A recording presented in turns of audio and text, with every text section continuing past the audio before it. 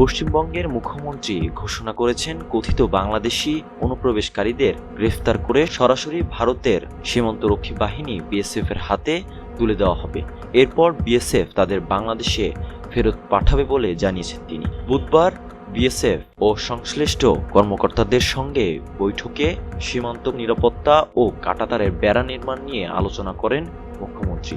সেই বৈঠকে অনুপ্রবেশ ইস্যুতে কঠোর অবস্থানের বার্তা দেন তিনি। বর্তমান আইন অনুযায়ী কোনো বিদেশি নাগরিক অবৈধভাবে ভারতে প্রবেশ করলে তাকে গ্রেফতার করে আদালতে তোলা হয়। পরে আইনে মামলা বিচার ও সাজা সম্পন্ন হওয়ার পর কেন্দ্রীয় সরকারের মাধ্যমে সংশ্লিষ্ট দেশের দূতাবাসের সঙ্গে যোগাযোগ করে তাকে ফেরত পাঠানো হয়। তবে দীর্ঘদিন ধরে সীমান্ত এলাকায় পুশব্যাক নামে একটি অনানুষ্ঠানিক পদ্ধতির অভিযোগ রয়েছে। এই পদ্ধতিতে আটক ব্যক্তিদের বিচার ছাড়াই সীমান্তে নিয়ে গিয়ে বাংলাদেশে ঠেলে পাঠানো হয় বলে অভিযোগ উঠেছে।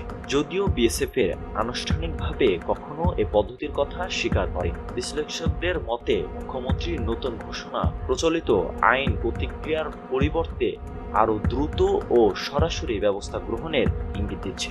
তবে মানবাধিকার ও আইন বৈধতা নিয়ে নতুন করে তর্ক তৈরি হতে পারে বলে মনে করছেন অনেকে।